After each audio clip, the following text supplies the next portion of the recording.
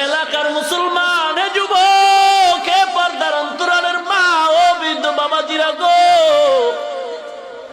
ও মা, আমিও তো একটা মায়ের সন্তান। যুবক, নবীর জন্য কি তোমার একটু মায়া হয় না রে যুবক? কয়দিন আর দুনিয়াতে বাঁচবা?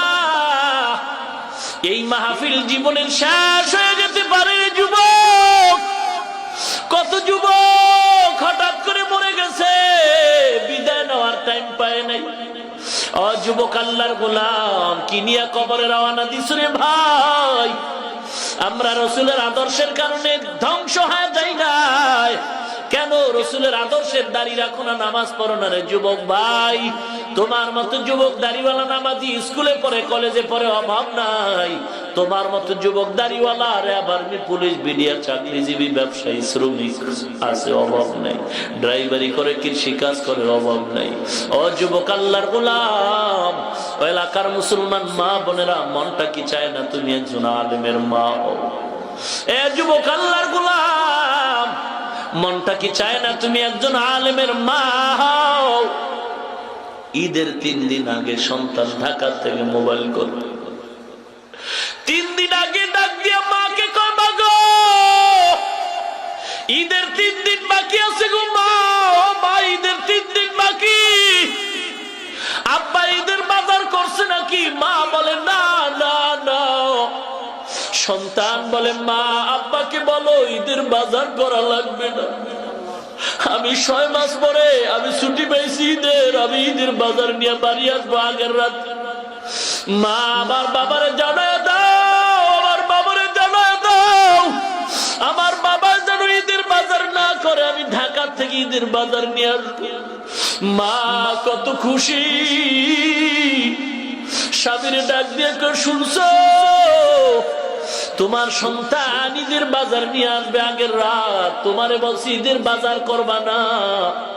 মা বড় খুশি হয়ে খবর জানায়, আশেপাশের মহিলাদের শোনায় দেয়, শুনছো, ঈদের বাজার নিয়ে আসতেছে আমার বাবা ঈদের আগের রাত। ঈদের দিন সন্তান বাজারে গিয়ে মোবাইল করছে, মা বলো মা গো, তোমার জন্য কি নিয়ে আসবো গো মা?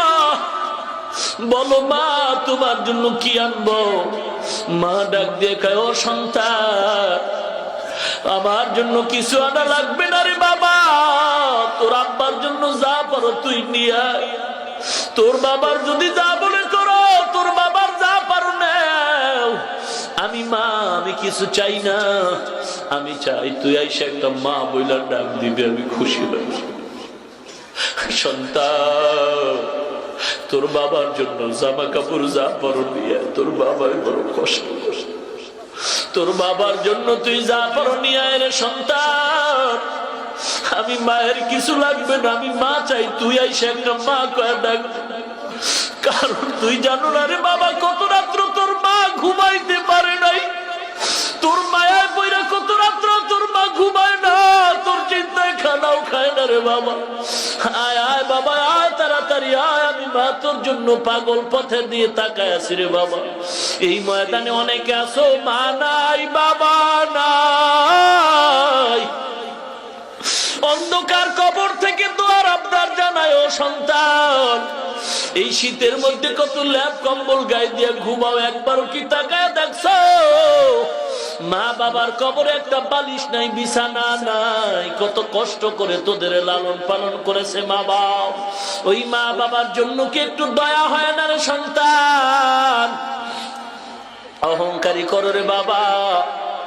সন্তান ঈদের আগের দিন রাত, চান রাত্রে সন্ধ্যাবেলা বলে, মা রাত 1টার মধ্যে আমি বাড়ি আসবো, টেনশন করবা না গো মা, আমি ঈদের বাজার নিয়ে গাড়িতে উঠলাম।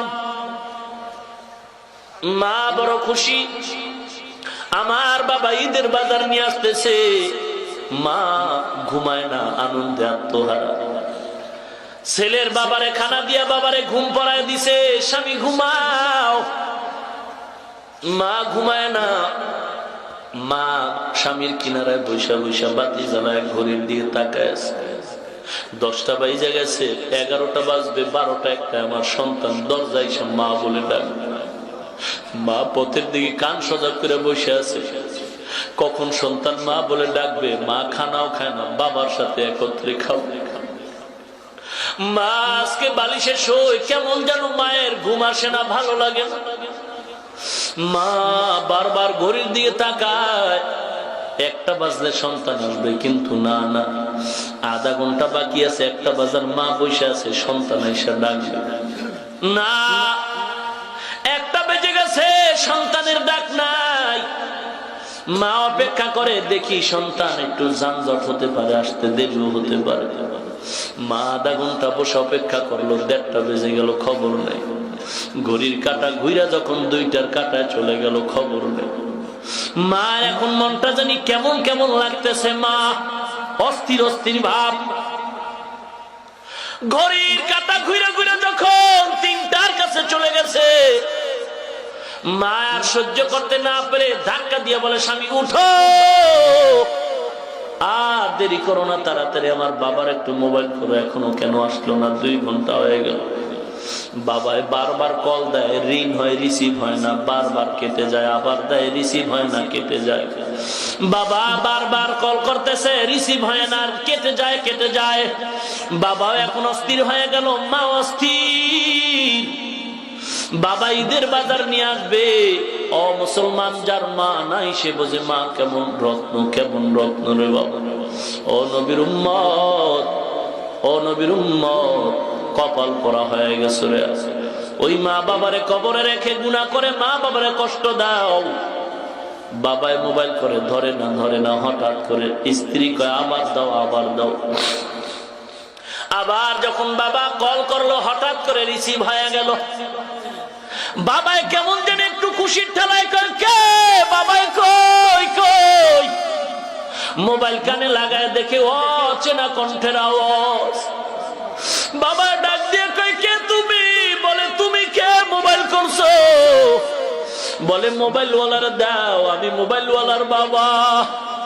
ডাক দিয়ে কয়, পুরো রে, এখনো তুই ঘরে ঘুমা রইছ, তাড়াতাড়ি অ্যাম্বুলেন্স দিয়ে আয়, তোর সন্তান অ্যাক্সিডেন্ট হয়ে সাদা কাপড়ের প্যাকেট হয়ে গেছে। বাবা একটা চিৎকার মেরে মোবাইল ফেলায় বেহুশ হয়ে গেছে।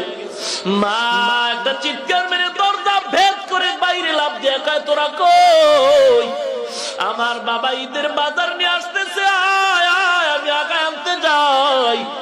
মা দৌড়ায়, স্বামী ডাক দিয়া কয়, ও বিবি দাঁড়াও। স্ত্রী ডাক দিয়া কয়, স্বামী আমারে ডাকবা না, আমার সন্তান ঈদের বাজার যতক্ষণ পর্যন্ত আনবে না, আমি মা ততক্ষণ পর্যন্ত ঘরের দরওয়াজায় যাব না। বাবা অ্যাম্বুলেন্স দিয়া তাড়াতাড়ি দৌড়ায়, লাল পতাকা লাগাইয়া বাঁশি বাজায় যখন বাড়িতে রওনা হয়ে গেল সন্তানের লাশ নিয়ে। বাড়ির দরওয়াজায় যখন বাঁশি বাজতেছে, লাল পতাকা, মা তো পাগলের মতো ঘুরে। ঘুরতে ঘুরতে যখন বাঁশির আওয়াজ পেয়ে দরজায় মা দৌড়ায়, তাড়াতাড়ি গাড়ি থামা, আমার সন্তান কই, ঈদের বাজার কই? গাড়ির পেছনের ডালা উঠাইয়া মা একটা লাফ দিয়া বাক্সাটা খুইলা ওই কাপড় সহ বাচ্চাটারে ধরে কাঁদে আর কয়, বাবা তুই কি এই বাজারের খবর শুনাইছো?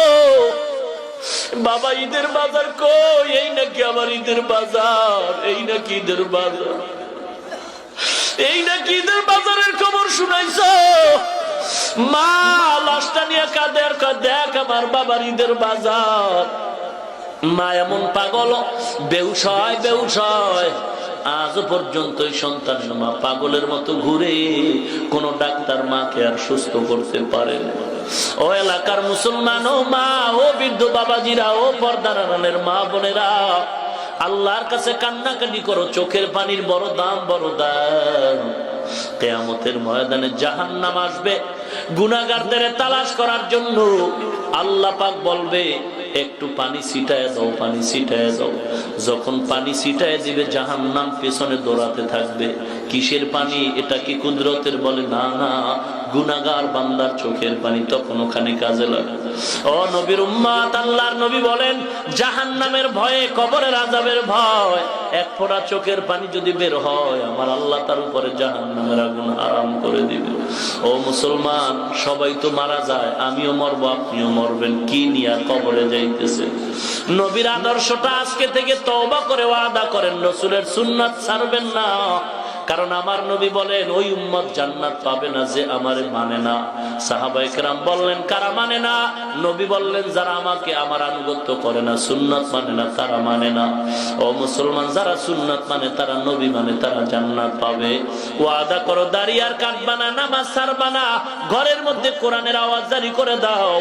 আল্লাহর কাছে দোয়া করে, রাসূলের আদর্শের বাইরে কোনো আদর্শ নাই, যে আদর্শ মানলে মানুষ সভ্য হবে। একমাত্র রাসূলের আদর্শই পারে মানুষকে সভ্য জাতি বানাতে। অতএব আল্লাহর কাছে দোয়া করো, আল্লাহ মাহফিল কবুল করে নাও। আয় আল্লাহ নবীর আদর্শে আদর্শবান বানায় দাও। আয় আল্লাহ ঘরে ঘরে নেককার সন্তান বানায় দাও, কোরআনওয়ালা বানায় দাও। আল্লাহ পাক আমাদের দীর্ঘ নেক হায়াত দান করেন, বলেন আমিন।